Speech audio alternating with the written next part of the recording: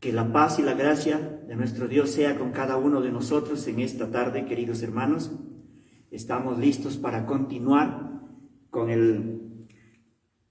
la cuarta parte de nuestro seminario, La Ciencia de la Salvación, que venimos estudiando semana a semana esta grandeza.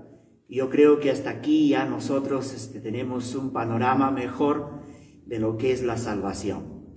Y hoy vamos a tratar, en la continuación de este bonito seminario, vamos a tratar qué constituye la salvación. En el Nuevo Testamento, en el Evangelio según Lucas, en el capítulo 19 y en el versículo 10, un tema muy conocido, un versículo muy conocido de la palabra de Dios, dice: porque el Hijo del Hombre vino a buscar y a salvar lo que se había perdido. Entonces, ¿qué constituye la salvación?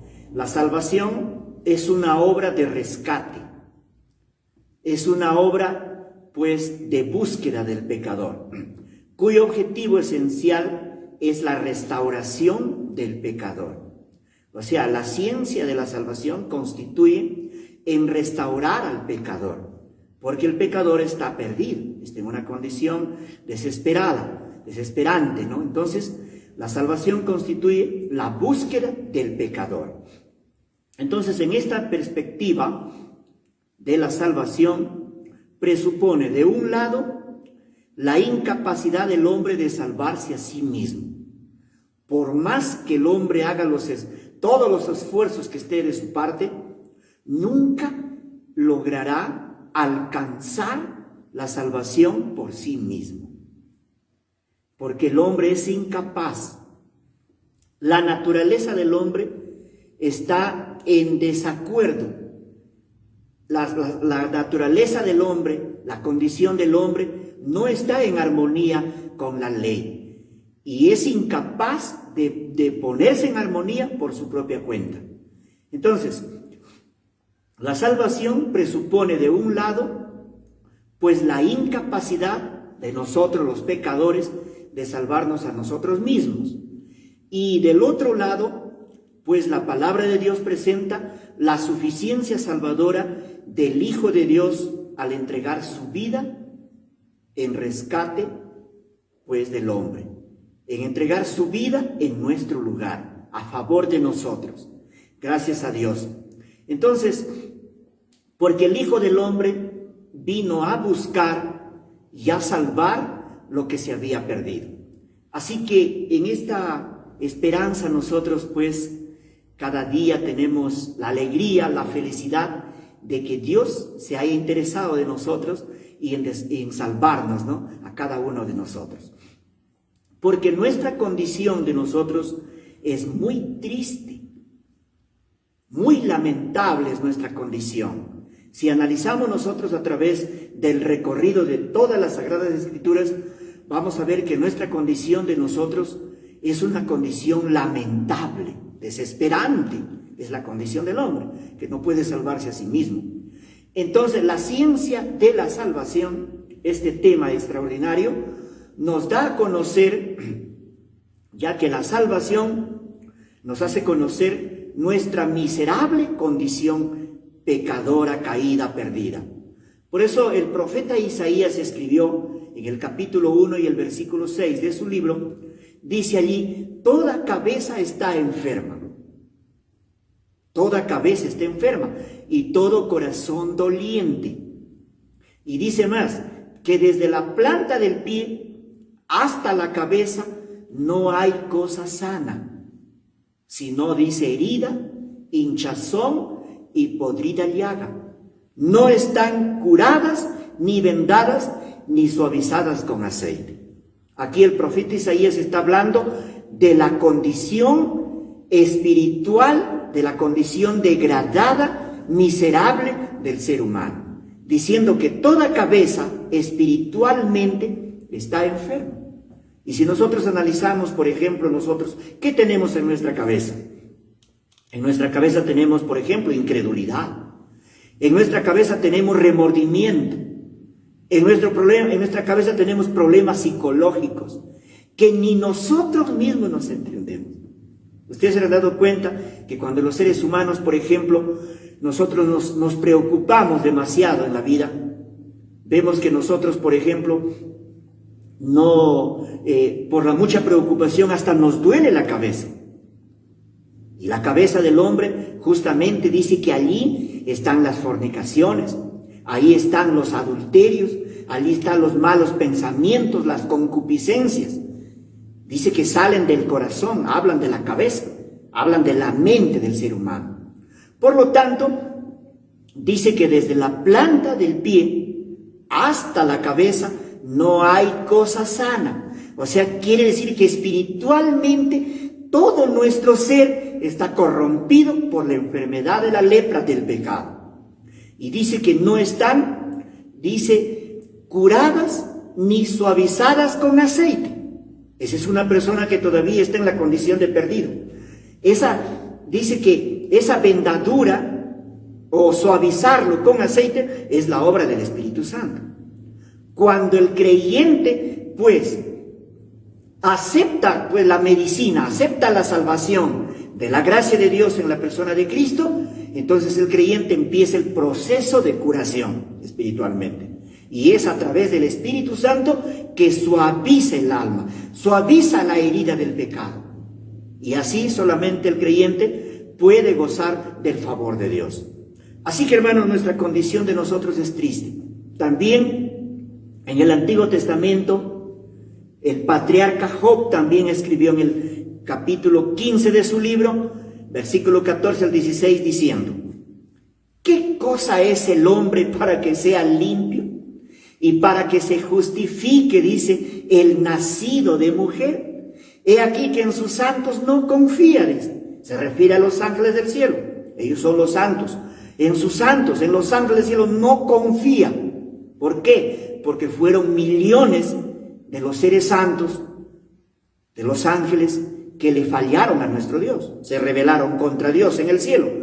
Y por lo tanto, él dice en sus santos no confía, en el sentido de que los ángeles serían, pues, serían los sustitutos de la raza humana, para poder venir y tomar la humanidad y para salvar al hombre. En sus santos no confía, dice. Y ni aún los cielos son limpios delante de sus ojos.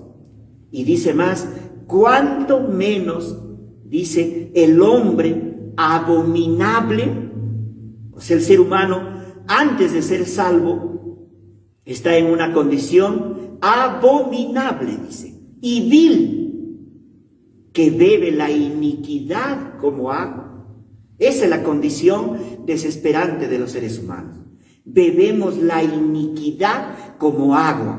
Quiere decir que cuando el creyente todavía, la gracia de Dios no opera en la vida todavía, el ser humano no está siendo guiado por el poder, por la gracia de Dios, dice que le gusta beber la iniquidad como agua. O sea, quiere decir que el pecado y la vida pecaminosa para un creyente no redimido, pues es agradable en la vida pecaminosa. Le gusta el pecado al ser humano. Por lo tanto, así presenta la palabra de Dios, Job. Y en el Nuevo Testamento, en la carta del apóstol Pablo a los Romanos, capítulo 5, y el versículo 6 dice, cuando aún éramos débiles, a su tiempo Cristo murió por los impíos. O sea, quiere decir que él no vio la condición del hombre. A él no le importó la condición del hombre. A él lo que le importaba era salvar al hombre. ¿Y qué hizo? Entonces, a su debido tiempo, él murió aún cuando nosotros éramos impíos. ¿Ve? Qué grandeza del amor de Dios. Eso enseña entonces el plan de la salvación. Por eso, el creyente que reconoce pues su condición degradada y pecaminosa y perdida, desesperante, entonces cuando llegamos a comprender la ciencia de la salvación, la obra que Cristo desarrolló, el costo que pagó para rescatar al hombre, allí viene pues, reconocemos ese grito de victoria que Cristo dio en la cruz del Calvario. Este es escrito, por ejemplo, en el Nuevo Testamento, Evangelio según Juan, capítulo 19 y el versículo 30. Entonces, ¿cuál es esa obra consumada? Cuando Cristo dijo, consumado es. A su tiempo murió por los impíos. Entonces, allí en la cruz del Calvario fue el grito de victoria, diciendo, consumado es. Quiere decir que allí quedó establecido para siempre, pues, la salvación de la humanidad. Así que qué importante es comprender entonces que allí, cuando Cristo dijo, consumado es, entonces allí el Señor dijo exactamente que allí se consumó la obra de la salvación. Y la inspiración, pues, la confirma también diciendo que Cristo se manifestó en nuestro mundo para quitar la transgresión y el pecado y sustituir la cobertura de las hojas de higuera por el manto de su propia justicia.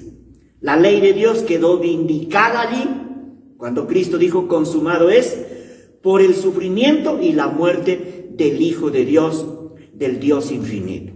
Gracias a Dios que allí se consumó, allí se completó la obra de la salvación, la provisión para que nosotros seamos salvados. Y ahora Cristo ascendió al cielo y Él allí aplica pues su justicia a nuestro favor cuando nosotros la recibimos como nuestro único Salvador personal. Entonces la Biblia muestra la salvación como una obra consumada y definitivamente establecida para cada uno de nosotros, ya mediante el grito de triunfo que Él dio en la cruz del Calvario. Y también esto lo confirma la palabra de Dios en la carta del apóstol Pablo a Timoteo, capítulo 1 y el versículo 15, diciendo, palabra fiel y digna de ser recibida por todos, que Cristo vino al mundo para salvar a los pecadores. Y el apóstol Pablo se considera el primero, ¿no? Diciendo, de los cuales yo soy el primero. Qué importante que cada uno de nosotros, los que estudiamos la palabra, tengamos también este sentido, tengamos este sentimiento, ¿no? De que reconocer de que en verdad Cristo vino a salvarnos a nosotros, que somos los primeros pecadores. Y el apóstol Pablo también en su carta a los Romanos capítulo 4 y el versículo 25 dice, el cual habla de Cristo, que fue entregado por nuestras transgresiones y que fue resucitado de la tumba para nuestra justificación. Quiere decir que cuando Él resucitó, allí completó su obra que Él vino a desarrollar en esta tierra. Con la resurrección de Cristo quedó establecido una vez para siempre las bases fundamentales para la salvación del pecador. Si algún pecador no reconoce esta ciencia, esta grandeza, este amor que Cristo manifestó, pues al consumar nuestra salvación en la cruz del Calvario y al levantarse de la tumba, el pecador se perderá por incrédulo. Así que Dios en su gracia nos ayude a creer. Entonces la salvación, según estamos estudiando, tiene un carácter sustitutivo. Por eso que el profeta Juan el Bautista, él cuando vio a Jesús venir delante de él, dijo, lo señaló a sus discípulos, a sus seguidores, diciendo, he aquí el Cordero de Dios que quita el pecado del mundo. ¿Por qué? ¿Por qué Juan exclamó y expresó así estas palabras, este pensamiento? Porque la salvación tiene un carácter sustitutivo. Y esto también lo entendió Juan el Bautista diciendo, he allí el Cordero de Dios que quita el pecado del mundo. Estaba hablando de la obra sustitutiva que Cristo vino a desarrollar en esta tierra. Cristo entonces desarrolló la base de nuestra salvación fuera de nosotros. Y es una obra, como hemos dicho, siempre lo repetimos y recalcamos esto, es una obra acabada, completa, perfecta y eterna. Ya el pecado, dice la inspiración, es transgresión de la ley. Y Cristo murió como nuestro sustituto para salvar, para que todos pudieran deshacerse del pecado. El pecado, como naturaleza maligna, nosotros tenemos que renunciar a esa naturaleza maligna. ¿Cómo renunciamos? Cuando nosotros cedemos a la invitación de Dios y aceptamos la obra sustitutiva que Cristo desarrolló por cada uno de nosotros. Muy bien, estamos estudiando entonces la ciencia de la salvación, la parte 4. Y bueno, en este estudio vamos a comprender entonces que la salvación como obra sustitutiva tiene dos aspectos. Primero es la obra de Dios por nosotros y segundo, la obra de Dios en nosotros. Esto debe quedar bien marcado en nuestra mente y en nuestra experiencia de cada uno de los estudiantes en esta escuela. Que la salvación tiene dos aspectos. Estamos estudiando qué constituye la salvación. Y la salvación que Cristo ha desarrollado a favor de nosotros tiene dos aspectos. La obra de Dios por nosotros y la obra de Dios en nosotros. Está hablando de la intervención de la tercera persona de la divinidad que opera dentro de nosotros. Entonces, de la comprensión cómo opera la salvación depende el cambio de posición y el cambio de condición del pecador en el reino de los cielos. Cambio de posición es en el cielo y cambio de condición es en el alma, es en la mente, es en nuestro ser. Posición y condición, dos aspectos de la salvación. Ahora, si nosotros no comprendemos cómo opera la salvación, no entendemos que la salvación opera así, en dos aspectos, pues muchos seres humanos, a pesar que lean la Biblia, puede perderse en este mundo.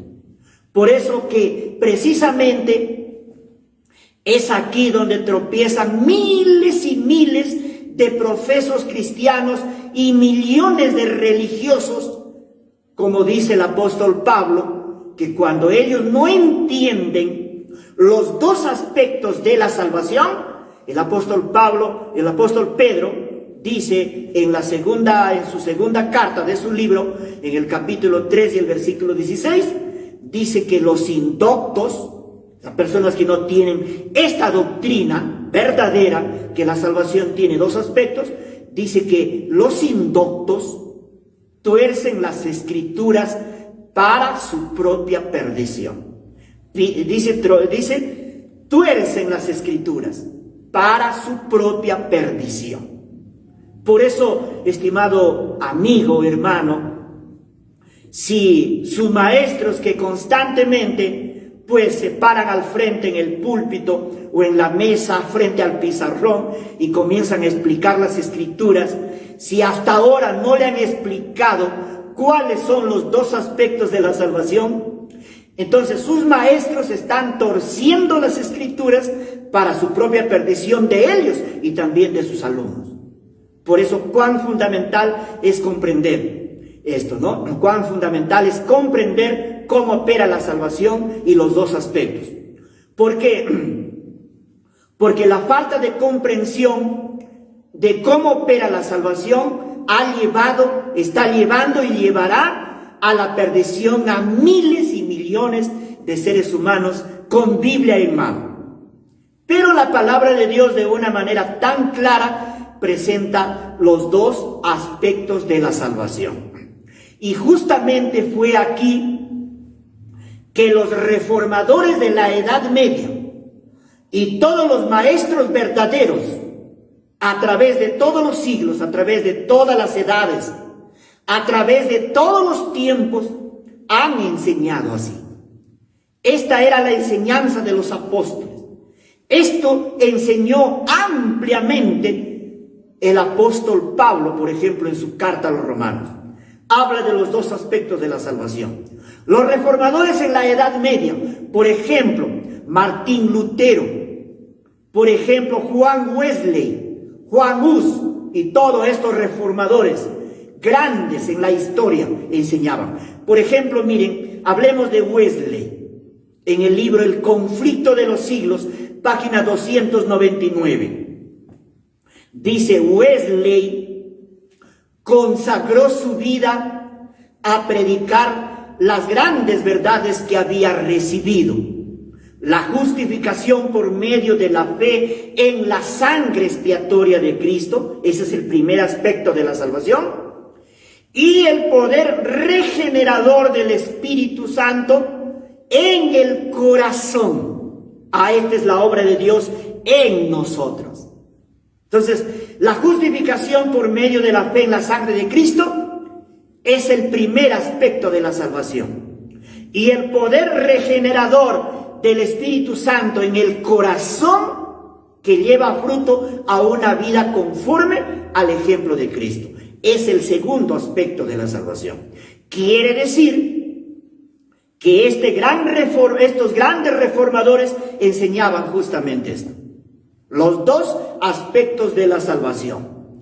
Es así que entonces la inspiración también dice así: a los que le piden, Jesús les imparte el Espíritu Santo, pues es necesario que cada creyente sea liberado de la corrupción. Esta es la obra de Dios en nosotros, el segundo aspecto de la salvación, así como de la maldición y condenación de la ley. Esa es la obra de Dios por nosotros. La obra de Dios por nosotros, en la obra de Dios por nosotros, el creyente es salvado de la maldición y de la condenación de la ley. Y en la obra de Dios que el Espíritu Santo opera en nosotros, somos salvados de la corrupción. También somos salvados de la culpa del pecado y del poder del pecado. A ver, somos salvados del poder del pecado, de la culpa del pecado, de la maldición del pecado y de la corrupción del pecado, del dominio del pecado. Es la obra de Dios en nosotros. Entonces así está. Mediante la obra del Espíritu Santo, la santificación de la verdad, el creyente llega a ser idóneo para los atrios del cielo. Pues, dice, Cristo actúa dentro de él, o sea, en nosotros, y la justicia de Cristo está sobre él. Ahí están los dos aspectos de la salvación.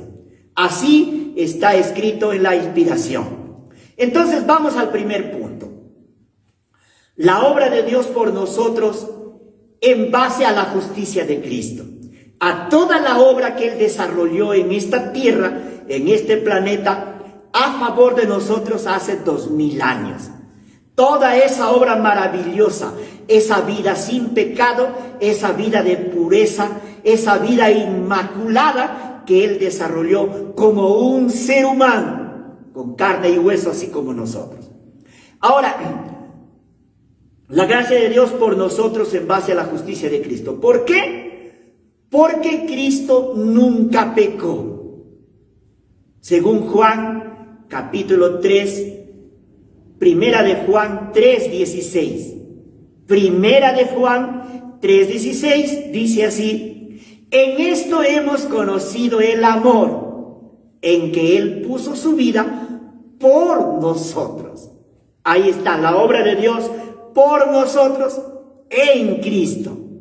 ¿Ya? Dice que Él puso su vida por nosotros. Y el apóstol Pablo en su carta a los Romanos, capítulo 5 y el versículo 8, también de una manera categórica dice: mas Dios muestra su amor para con nosotros, dice, en que siendo aún pecadores, Cristo murió por nosotros. Qué importante cómo la palabra de Dios define estos aspectos de la salvación. Y en su carta también a los Romanos 8 y versículo 32, textos muy profundos, muy claros a la vez también para poderlo entender. El que no escatimó ni aún a su propio Hijo, sino que lo entregó por todos nosotros. Ahí está. Entonces Dios el Padre dice que entregó a su Hijo para que en esta tierra desarrollara una vida justa, un carácter perfecto por todos nosotros. No lo escatimó, no lo negó. Entonces dice, lo entregó por todos nosotros. ¿No nos dará también con Él todas las cosas? Todo lo que nosotros necesitamos para poder crecer, para poder permanecer, para poder llegar a la meta final, el Señor está dispuesto a darnos. Ya nos dio a su Hijo, quien desarrolló un carácter perfecto, una vida santa, y esa vida se nos acredita en el cielo, en el momento que somos salvos, pero también se nos imparte todo lo que Cristo ha desarrollado por nosotros, para que nuestra vida sea regenerada, para estar seguros, para estar firmes para el momento del juicio. Así que no tengamos duda que Dios puede darnos todas las cosas que nosotros necesitamos espiritualmente, también materialmente, para poder crecer en la gracia de Dios. Entonces estamos viendo la obra de Dios por nosotros, en base a la justicia de Cristo. Y está bien claro, profundo, amplio en las Sagradas Escrituras. Carta a los Efesios, capítulo 5, versículo 2, texto muy conocido. Dice, como también Cristo nos amó y se entregó a sí mismo por nosotros, ofrenda y sacrificio en olor fragante. Ofrenda y sacrificio en olor fragante quiere decir, habla de la perfección de Cristo, tanto como naturaleza y en obras, en su vida, en su carácter. Dice que su ofrenda fue un sacrificio de olor fragante a nuestro Dios, porque Él era el Cordero sin mancha y sin contaminación. Entonces dice que Cristo nos amó y que se entregó a sí mismo por nosotros. Estamos estudiando el primer aspecto de la salvación, la obra de Dios por nosotros. En Isaías capítulo 53 y el versículo 5 dice, mas el herido fue por nuestras rebeliones, molido por nuestros pecados.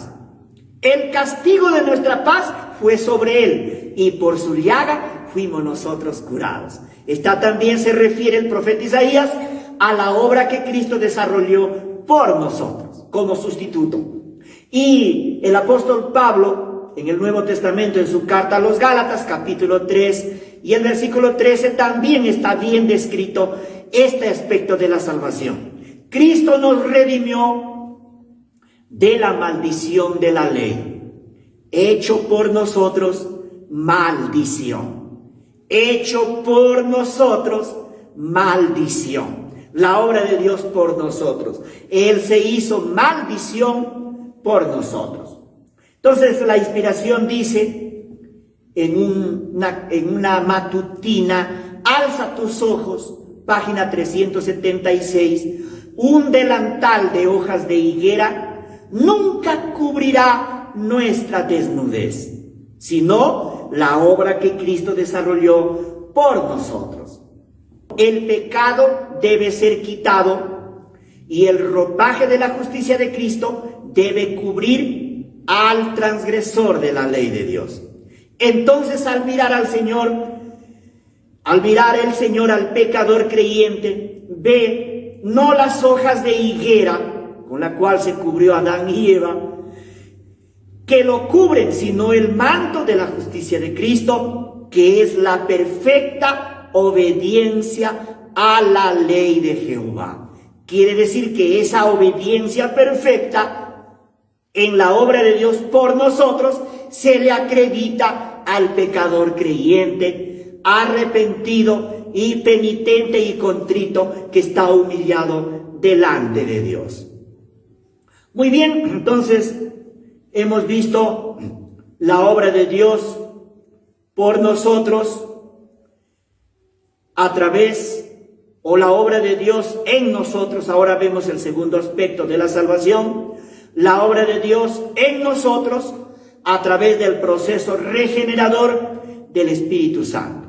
Ya hemos visto, según la palabra de Dios, el primer aspecto. Ahora pasemos al segundo aspecto. Carta a los Filipenses, capítulo 1, versículo 6, texto muy conocido, que el apóstol Pablo dice estando persuadido de esto, que el que comenzó la obra en nosotros, está hablando del segundo aspecto de la salvación, la perfeccionará hasta el día de Jesucristo. Se refiere hasta cuando Cristo deje de interceder por nosotros, por el pecador, y cuando Él venga por segunda vez en gloria a salvarnos de la presencia odiosa del pecado. Y en la carta a los Gálatas capítulo 2 y el versículo 20 dice: con Cristo estoy juntamente crucificado, ya no vivo yo, mas Cristo vive en mí. ¿Cómo es que Cristo vive en mí? Vive en nosotros. Él vive en nosotros a través del poder del Espíritu Santo. Porque el Espíritu Santo es el representante de Cristo. El representante de Cristo no es el Papa, por si acaso, es el Espíritu Santo. Y el libro del profeta Isaías capítulo 26 y el versículo 12 también habla de la obra de Dios en nosotros a través del poder de Dios. Jehová, tú nos darás paz, porque también hiciste en nosotros todas nuestras obras. Porque hiciste en nosotros. Es mediante el poder del Espíritu Santo que opera en nosotros. Ya la nueva creación se llama la regeneración, que opera en nosotros la santificación, y que es a través de la obra de Dios en nosotros, a través del Espíritu Santo, que bloquea todo el poder del pecado. Es el poder de Dios que bloquea el poder de la naturaleza depravada, pecaminosa, y que el creyente de allí en adelante, ayudado por el poder del Espíritu Santo, pueda vivir una vida de obediencia gozosa, alegre, satisfactoria. Una vida, como dice, una obediencia deliciosa. Así como dice el Salmo 1:2, que en la ley de Jehová está su delicia. Entonces, hiciste en nosotros la obra de regeneración a través del Espíritu Santo. En nosotros, dice, todas nuestras obras cristianas se opera dentro de nosotros, a través del Espíritu Santo. Carta a los Filipenses 2:13 también dice allí: porque Dios es el que en nosotros produce el querer como el hacer por su buena voluntad. O sea, estos aspectos de la salvación está bien estructurado, bien plasmado en las Sagradas Escrituras, que si nosotros la investigamos así profundamente, con el deseo de querer saber y comprender, y con el deseo de ser salvos, allí está explicado en la palabra de Dios. Carta a los Hebreos capítulo 13, versículos 20 y 21, también habla de la obra de Dios en nosotros. Y así dice el tenor de la lectura: y el Dios de paz, que resucitó de los muertos a nuestro Señor Jesucristo, os haga aptos en toda buena obra, que hagáis su voluntad, haciendo Él, sea Dios, en nosotros lo que es agradable delante de Él por Jesucristo, al cual sea la gloria por los siglos de los siglos. Amén. Entonces dice, haciendo Él, a través del poder del Espíritu Santo, en nosotros lo que es agradable, o sea, lo que a Dios le agrada, lo que a Dios le place de cada uno de nosotros. ¿Qué le place a nuestro Dios? Que nuestra vida sea regenerada, que todo nuestro ser esté santificado al servicio del Señor, que nosotros vivamos una vida apartada del pecado. Esto le agrada delante de nuestro Señor Jesucristo, y es a través de la obra del Espíritu Santo, la obra de Dios en nosotros. Carta a los Efesios 3:20 también habla de la obra de Dios en nosotros. Y aquel que es poderoso, dice, para hacer todas las cosas mucho más abundante de lo que pedimos o entendemos, según el poder que actúa en nosotros. Ve, está hablando del segundo aspecto de la salvación, a través del poder que actúa en nosotros. Entonces la salvación tiene dos aspectos, porque la justicia de Cristo no solamente se nos atribuye, no solamente se nos acredita en el cielo, la justicia de Cristo también se nos imparte en el alma. La justicia de Cristo entonces se nos concede de dos maneras: por acreditación, por adjudicación, por imputación y por impartición en el alma. Por eso la salvación tiene dos aspectos. Por eso el verdadero creyente refleja el carácter y la imagen del Hijo de Dios, porque la salvación se hace real en nosotros por la obra del Espíritu Santo. De esto no debemos tener duda. Así enseña la salvación, así enseña la ciencia de la salvación, así enseña la palabra de Dios de la ciencia de la salvación. Entonces nosotros, cada día, a través de ese poder que opera en nosotros y la obra que opera fuera de nosotros, cada día nosotros debemos renunciar, debemos subyugar al genio violento, dice la inspiración, y dominar nuestras palabras. O sea, debemos poner de nuestra parte. Nosotros tenemos que colaborar con el poder de Dios. Debemos dominar nuestras palabras, así obtendremos grandes victorias. A menos que dominemos nuestras palabras y genio malo, somos esclavos de Satanás. Qué importante, si nosotros no colaboramos en dominar nuestro genio malo, nuestras palabras malas, entonces seguimos siendo esclavos de Satanás. Y estamos sujetos a él como cautivos suyos. Cada palabra discordante, dice la inspiración, desagradable, impaciente o malhumorada, es una ofrenda presentada a su majestad satánica. Pues el diablo, él no quiere que Dios haga una obra en nosotros, porque la obra de Dios en nosotros tiene que ver pues con dominar, con perfeccionar el carácter, que nosotros debemos llegar a tener el carácter que tuvo Cristo, debemos tener el genio que tuvo Cristo. Por eso dice que debemos subyugar nosotros, poner de nuestra parte al genio violento, dominar las palabras malas, y así iremos creciendo de victoria en el proceso de la salvación. Tener cuidado, porque en este punto es donde tropiezan grandemente los movimientos religiosos contemporáneos. No presentan los dos aspectos de la salvación. Por ejemplo, el romanismo y el pentecostalismo, enseñando que la salvación se realiza primero dentro de nosotros.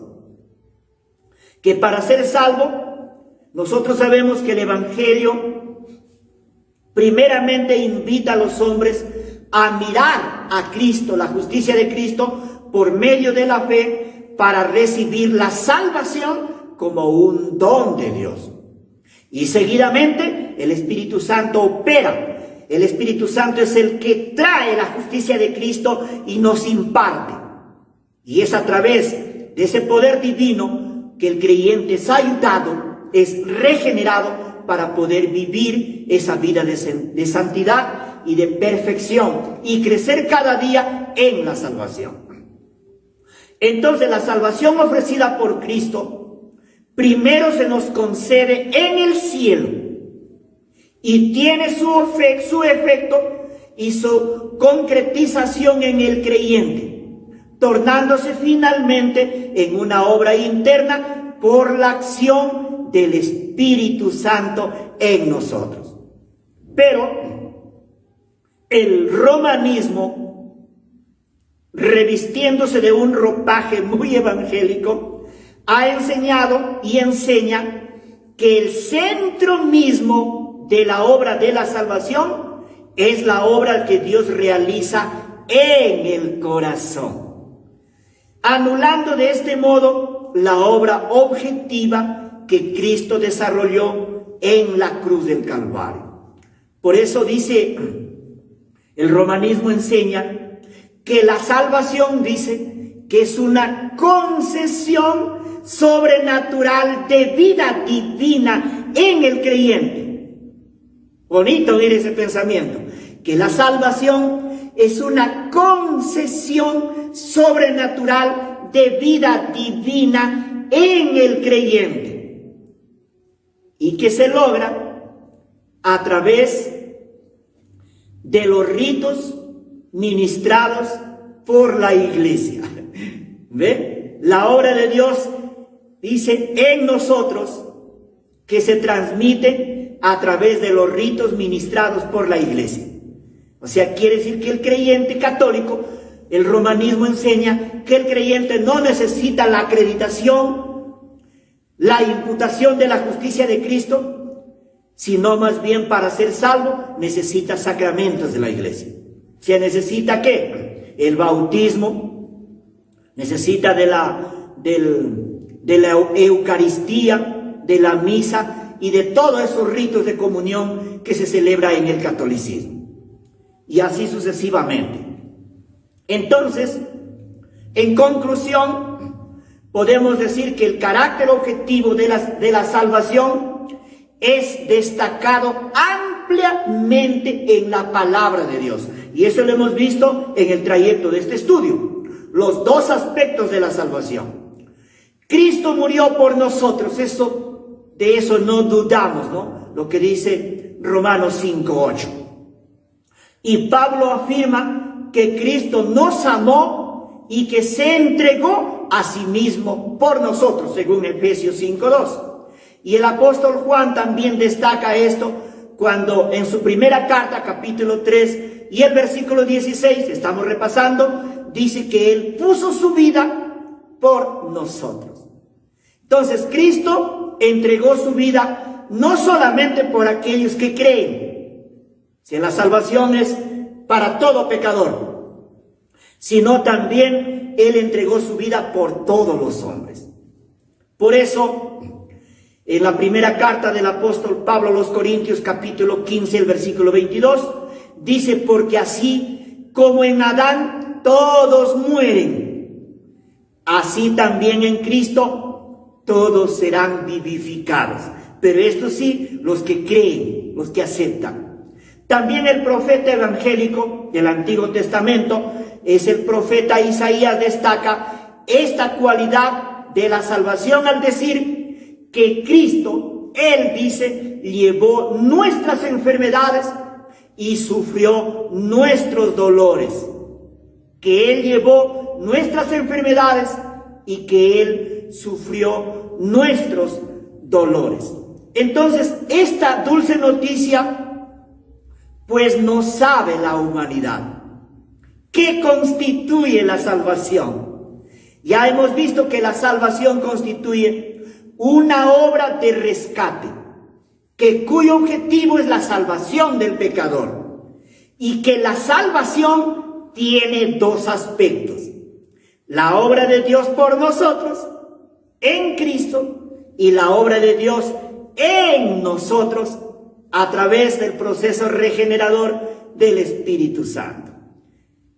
Amados hermanos y amigos, y las personas que van a ver esta bonita grabación, están viendo este estudio, quiero decir que una persona justificada, una persona regenerada, que se deleita en la vida cristiana, en la vida espiritual, en la vida de obediencia, de sumisión, y en la vida de testificación del Evangelio, ese es un creyente que está preparado para el reino de los cielos.